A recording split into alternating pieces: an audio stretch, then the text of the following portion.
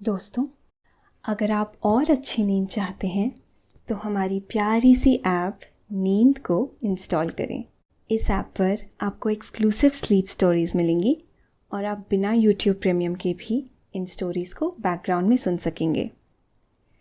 Install करने के लिए आप हमारी वेबसाइट neend.app पर ज़रूर आइए और अच्छी कहानियाँ, स्लीप म्यूज़िक, कुछ टिप्स सुनने के लिए इस चैनल को सब्सक्राइब कीजिए। नमस्कार, मैं हूँ मनप्रीत और आज मैं प्रस्तुत करती हूँ हृदय बिहारी द्वारा संकलित श्रीमद् भगवत गीता से ली गई एक कहानी। कहानी कृष्ण की। कहानी गोवर्धन पर्वत की। कहानी गोवर्धनधारी की।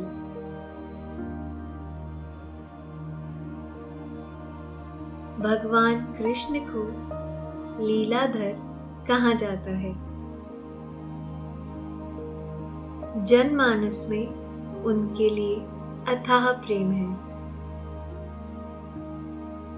कृष्ण की बचपन की लीलाएं दुनिया को मोहित करती हैं। आज की कहानी है देवराज इंद्र का घमंड टूटने की। आज की कहानी है प्रकृति की पूजा को सर्वोपरि मानने की। जब भगवान कृष्ण ने ब्रिजवासियों को भयंकर तूफान इंद्र के रोष से बचाने के लिए संपूर्ण गोवर्धन पर्वत को अपनी छोटी उंगली पर उठा लिया था, कैसे कृष्ण ने ब्रिज के लोगों को इंद्र की पूजा करने के बजाय गोवर्धन की पूजा करने को कहा और कैसे फिर इंद्र को लगा कि उन्हें अपमानित किया गया है। फिर उन्होंने एक ऐसा कार्य किया जो एक देवता या राजा को शोभा नहीं देता। कैसे कान्हा ने इंद्र के घमंड को चूर चूर किया, जानेंगे आज की कहानी में। लेकिन इस कहानी को सुनने से पहले आप अपने आसपास की सारी लाइट्स बंद कर दीजिए। रख दीजिए अपने सभी कामों को एक साइड और आराम से लेट जाइए। अपनी आंखें धीरे से बंद कर लीजिए। अब थोड़ा सा अपने शरीर को आराम दीजिए। थोड़ा और आराम। अपने शरीर को बिल्कुल ढीला छोड़ दीजिए।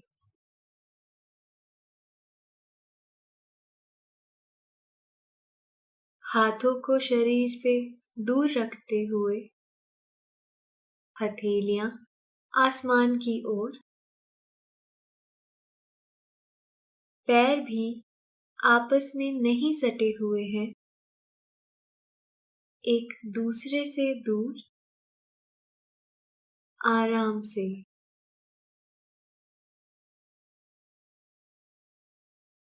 कोई टेंशन नहीं, कोई तनाव नहीं।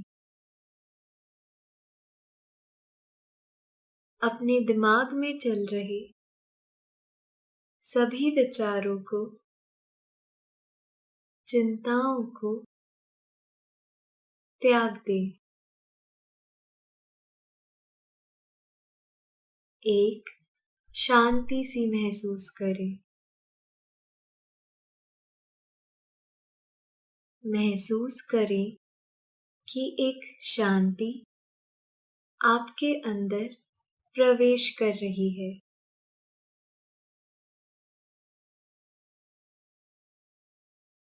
गहरी सांस ले।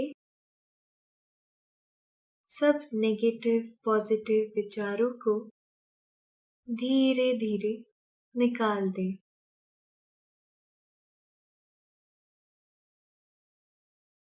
अपनी सांस पर ध्यान लगाएं। इसको धीमे या तेज नहीं करना है।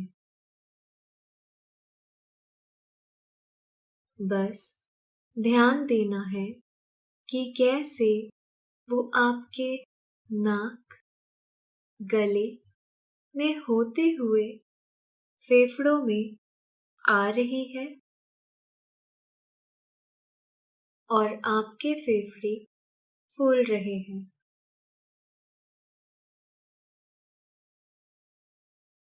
और कैसे वो आपके फेफड़ों से वापस गले और नाक के माध्यम से बाहर निकल रही है और आपके फेफड़े थोड़े सिकुड़ रहे हैं। मन शांत, एकदम शांत होता जा रहा है।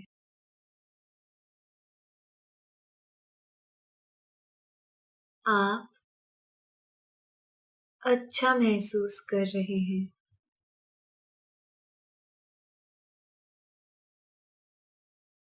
खुद को काफी हल्का फील कर रहे हैं। सब तरफ शांति है, सुकून है, खामोशी है।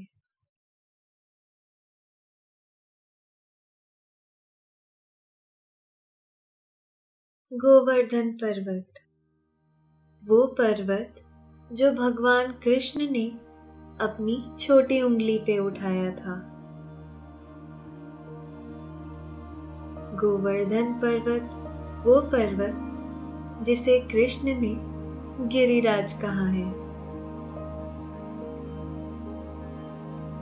गोवर्धन पर्वत स्थित है ब्रिज 84 कोस भूभाग के ठीक बीच में। ब्रिज 84 कोस वो भूभाग है जो हरियाणा, उत्तर प्रदेश तथा राजस्थान में फैला हुआ है। ये वो भूभाग है जो स्थली है कृष्ण की पावन लीला की, जहां कृष्ण का जन्म हुआ, जहां वो पले बढ़े, जहां उन्होंने राधा संग प्रेम किया, जहां गोपियों संग रास रचाया, जहां कुरुक्षेत्र का युद्ध हुआ, जहां गीता का ज्ञान दिया। हजारों सालों से परंपरा रही है ब्रिज के लोगों की और कृष्ण भक्तों की कि वे परिक्रमा करें उस गोवर्धन पर्वत की जिसकी पूजा कभी स्वयं कृष्ण ने की थी। स्वयं कृष्ण विष्णु के 8वें अवतार, विष्णु के इकलौते संपूर्ण अवतार ने इंद्र की पूजा से हटकर कहा था कि हमारे ईश्वर तो गोवर्धन हैं, जो हमारी गायों को भोजन देते हैं, जो हमें जल देते हैं। हमें इंद्र की पूजा ना कर गोवर्धन की पूजा करनी चाहिए। माना जाता है कि स्वयं कृष्ण ने पिता नंद बाबा, माँ यशोदा, रेवती और भाई बलराम के साथ परिक्रमा की थी गिरिराज गोवर्धन की। 21 किलोमीटर की ये परिक्रमा जो रोजाना हजारों लोग करते हैं, कोई पैदल, कोई पेट के बल लेटकर, कोई रिक्शा पर जीते हैं उस अनुभव को जिसे कृष्ण ने स्थापित किया है। तो आइए चलते हैं मन के रथ से उस समय जब कृष्ण 8 वर्ष के थे। 8 वर्ष का वो बालक, ब्रिज का चहेता। द्वापर युग की वो सुबह सब लोग तैयार हो रहे थे। बड़े बड़े पकवान पक रहे थे। फूलों और फलों की टोकरियां सज रही थी। कान्हा ने पूछा, बाबा, ये किस चीज की तैयारियां हो रही हैं? लल्ला, ये सब भेंटें देवराज इंद्र के लिए तैयार कर रहे हैं। क्यों बाबा, इंद्र को क्यों? क्योंकि वो देवताओं के राजा हैं। वो बारिश देते हैं और ये हमारी परंपरा भी रही है। बाबा, पर हम तो ग्वाले हैं। हमारी गाय तो गोवर्धन पर्वत से घास खाती है, वे वहीं घूमती है। बाबा, गोवर्धन पर्वत के कारण ही हमारा भरण पोषण हो रहा है। हमें गोवर्धन पर्वत की पूजा करनी चाहिए। सभी नंदगांव वासी वहां इकट्ठा हो चुके थे, अपने चहेते की बातें सुन रहे थे। ठीक कह रहे हो लल्ला। नंद राय जी, अब की बार हमें गोवर्धन की पूजा करनी चाहिए। एक बुजुर्ग बोला। हाँ नंद जी, ये सारी चीजें गोवर्धन पर्वत को समर्पित करेंगे, ना कि इंद्र को। मथुरा से भोग आ चुका। ये क्या, इस बार नंद जी के गांव से ग्वालों ने देवताओं को दान नहीं भेजा। दान के लेखा जोखा रखने वाले देवता ने देखा। भागा भागा इंद्र के पास गया और बोला, देवराज, ब्रजवासियों ने आपकी पूजा नहीं की है इस बार। क्यों? उनमें इतनी हिम्मत कैसे आई? एक छोटे से बालक के कहने पर? एक छोटे से बालक के कहने पर मेरी पूजा नहीं की, इसका परिणाम उन्हें भुगतना होगा। क्रोधित इंद्र ने आदेश दिया बादलों को भारी वर्षा करने का। बादलों ने वर्षा करनी शुरू की। वर्षा जो पलक झपकते ही तूफान में बदल गई। घर की छतें टूटने लगी। गलियों में पानी भरने लगा। घंघोर अंधेरा, तेज हवाएं और तूफान। कड़कड़ाती बिजली सब कुछ तहस नहस कर रही थी। विचलित होता जा रहा है हर नंदगांव वासी का मन। नंद जी, बहुत बड़ा मोल चुका रहे हैं हम लल्ला की बात मानकर। एक व्यक्ति बोला, हमें इंद्रदेव को नाराज नहीं करना चाहिए था, पर जो नाराज हो जाए वो देवता कैसे हुआ?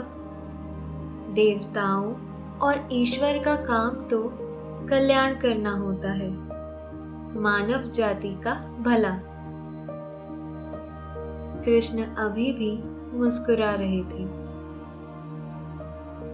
लल्ला, तुम रहने दो, पहले ही तुम्हारी वजह से बहुत परेशानी उठ खड़ी हुई है। कृष्ण ने कुछ सोचा, फिर वह सुरक्षित आश्रय छोड़ बारिश में चल पड़े। अभी सब लोग इसी चिंता में थे, कैसे खुद के प्राण बचाएं, कैसे पशुधन को बचाएं, कैसे करे रक्षा खुद की। बहुत तेज आवाज हुई। नहीं, ये बिजली कड़कने की आवाज नहीं है। नहीं, ये बादल की गर्जन भी नहीं है। ये कुछ विचित्र है। ये आवाज पहले नहीं सुनी। धरती हिल रही थी। कान्हा, कान्हा, मेरा कान्हा कहाँ है? यशोदा पागल हुए अपने कान्हा को ढूंढ रही थी। तभी किसी को दिखाई देता है गोवर्धन पर्वत उठता हुआ। गोवर्धन पर्वत अपनी जमीन छोड़ता हुआ। पर ऐसा कैसे हो सकता है? ये पक्का कोई भ्रम है। ऐसा थोड़ी ना हो सकता है। भला पर्वत कैसे अपनी जमीन छोड़ेगा? दर्शक ने सोचा। वो अभी हतप्रभ ही था और खुद की आंखों पर यकीन नहीं कर पा रहा था कि दूर दिखाई देता है एक बालक जो अपनी छोटी उंगली से पर्वत को उठाए एक ऊंचे स्थान पर खड़ा है। वो हिम्मत करके थोड़ा नजदीक जाता है। त्रिभंग अथवा 3 जगह से टेढ़ा, कमर को टेढ़ा किए, पैरों को टेढ़ा किए और टेढ़े मुकुट वाला। ये चेहरा कुछ जाना पहचाना था। कान्हा, कान्हा, ये तुम हो कान्हा? फटी आंखों से वो ग्वाला अभी भी समझ ही रहा था, मिटा ही रहा था अपने सत्य और कल्पना के बीच के दायरे को, कि कान्हा ने एक हाथ से बांसुरी होठों पे लगाई। जैसे ही वो बांसुरी कान्हा के होठों को छुई, बांसुरी की धुन बाहर निकली। एक स्वर माला और बना एक संगीत। वही मनोहर संगीत जो सब भय, सब डर, सब शंकाओं का नाश करने वाला था। वो संगीत बुला रहा था हर किसी को सबसे सुरक्षित आश्रय के करीब। गोवर्धन के नीचे गोवर्धन पर्वत की टहलती में। हल्के से होश में आया वो ग्वाला चिल्लाता है, नंदगांव वासियों, ले आओ अपनी गायों को, ले आओ अपने पशुओं को, अपने बच्चों को। कान्हा हमारा गोवर्धनधारी है, कान्हा हमारा रक्षक है। कान्हा ने गोवर्धन उठा लिया है, वो भी छोटी उंगली पे। आओ सभी आओ नंदन नंदन के आश्रय। जो कोई सुन रहा था हैरान था, क्योंकि ऐसा कभी सुना ही तो नहीं था कि किसी ने पर्वत को उठा लिया था। जो ही खबर पहुंची यशोदा के कानों तक, तूफान में भागी देखने के लिए कि उसका लल्ला ठीक तो है ना। सभी गोपा गोपियां, सभी गांववासी भागे जा रहे थे गोवर्धन की ओर। गोवर्धन की ओर जहां से आ रही है एक मधुर आवाज, हर डर को, भय को मिटा देने वाली आवाज। आवाज कान्हा की बांसुरी की। चले जा रहे थे सभी उस भारी बारिश में, बिना किसी ओट के, निरंतर कान्हा की ओर। कान्हा जो वहां खड़े हैं भीगे हुए, कान्हा जो वहां खड़े हैं पीतांबर धारण किए, कान्हा जो वहां खड़े हैं सर पे मोर मुकुट लगाए, कान्हा जो वहां खड़े हैं अपने हाथ की छोटी उंगली पर पूरा पर्वत उठाए। ग्वाले चिल्लाए, कान्हा को बोझ लग रहा होगा, भागो भागो अपनी लाठियां लेकर, चलो गोवर्धन को उठाने में कान्हा की मदद करते हैं। कान्हा तो अभी छोटा सा बालक है, हमें उसकी मदद करनी होगी, सभी भागो। नंदगांव बस गया है कान्हा के इर्द गिर्द। कान्हा मधुर बांसुरी बजा रहे हैं, सभी गायें, पशु पक्षी, मोर, पपीहे, कोयल, सभी नाच रहे हैं मगन होकर। गोपियों के पैर भी थिरकने शुरू हो गए। भला ऐसा कैसे हो सकता है कि कान्हा की मुरली बजे और गोपियां ना नाचे। सभी एक टक नजर लगाए कान्हा को देख रही थी और नाच रही थी उन्मुक्त भाव से। इंद्र ने देखा कि गांव वाले अभी भी उसकी बात नहीं मान रहे। इंद्र ने शुरू की और तेज वर्षा, घनघोर तूफान। पर जब कोई ईश्वर की शरण में आ जाता है तो बाहर की कोई भी दुविधा या परेशानी कहाँ ही उसे परेशान कर सकती है। और यहाँ तो स्वयं नारायण रक्षा में खड़े थे। कोई कुछ बिगाड़ सकता था क्या भला? सभी खुश थे, सभी प्रसन्न, सभी चकित थे, सभी मोहित, सभी गा रहे थे, सभी नाच रहे थे।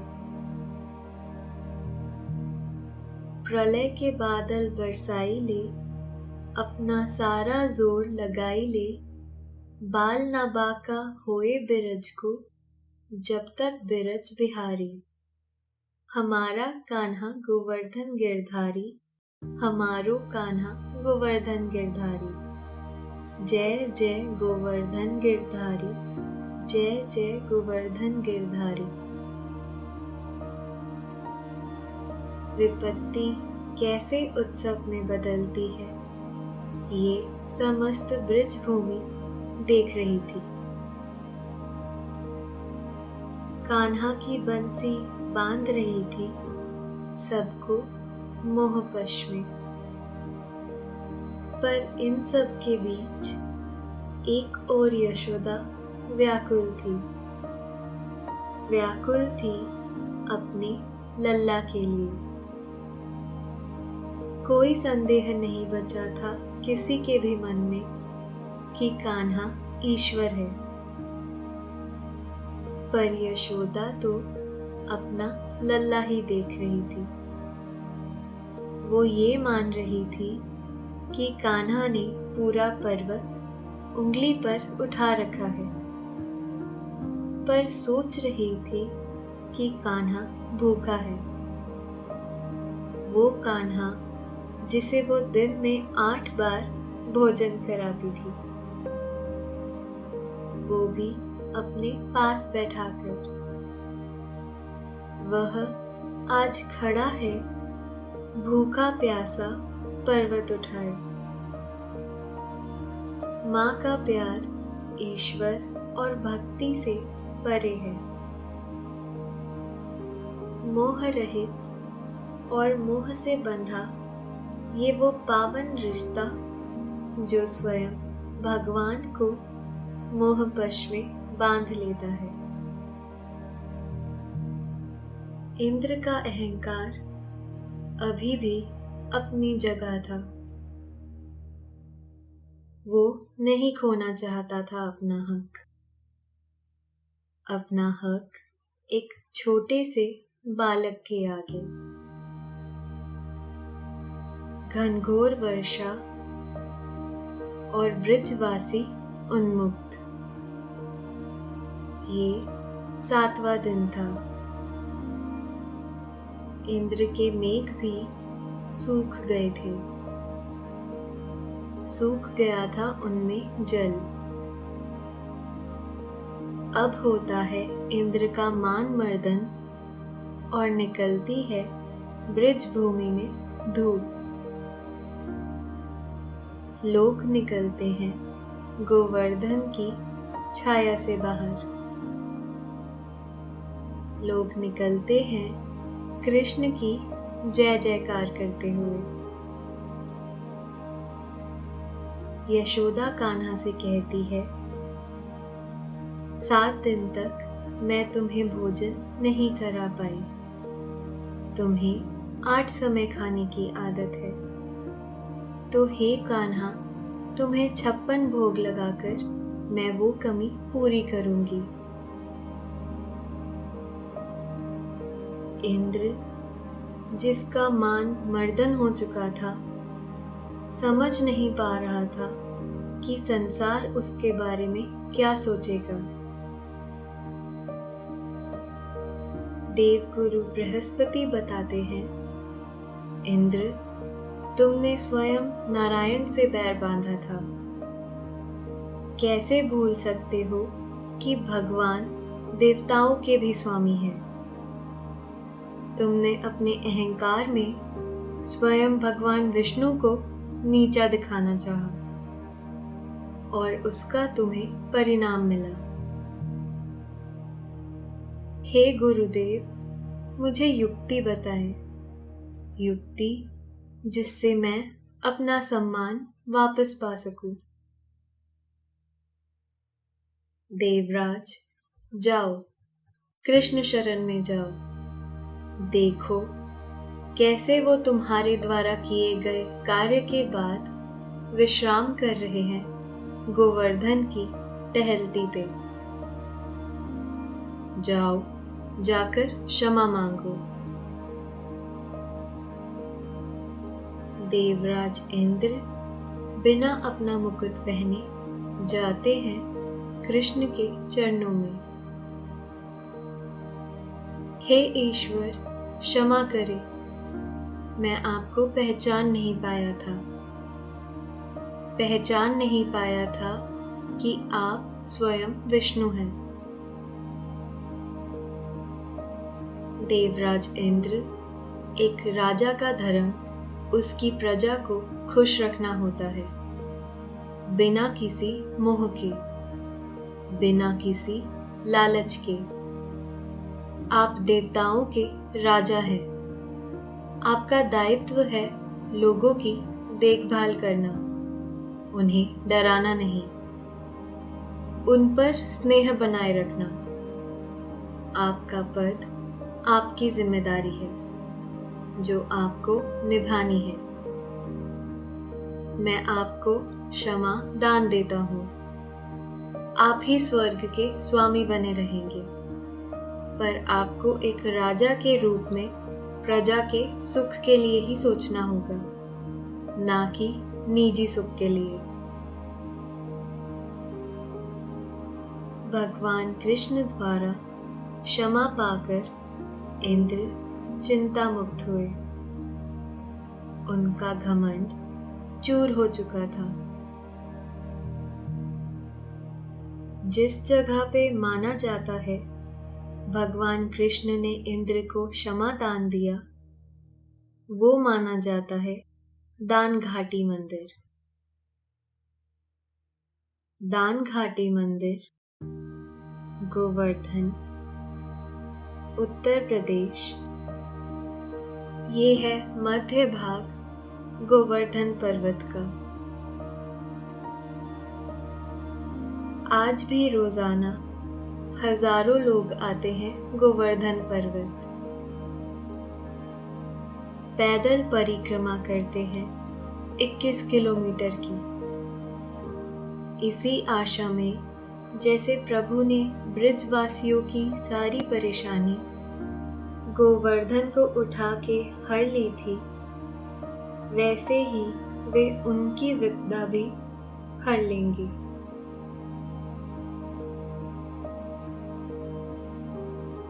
ये थी आज की कहानी कृष्ण की। आशा है आपको ये कहानी पसंद आई होगी।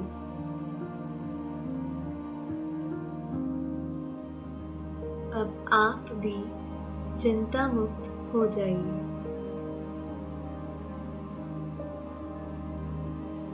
निद्रा देवी आपकी तरफ आ रही है।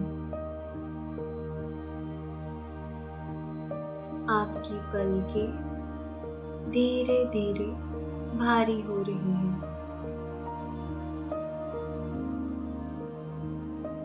निद्रा देवी आपको अपने मोहवश में बांध रही हैं।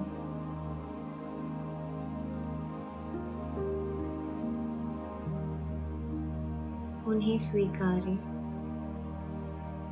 सांसों पे ध्यान दें और शरीर को ढीला छोड़ें।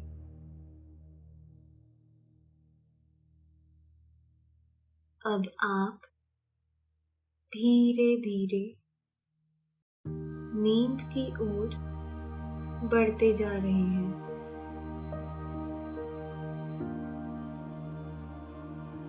और नींद आपको अपनी आगोश में समाती जा रही है, समाती जा रही है। शुभ रात्रि।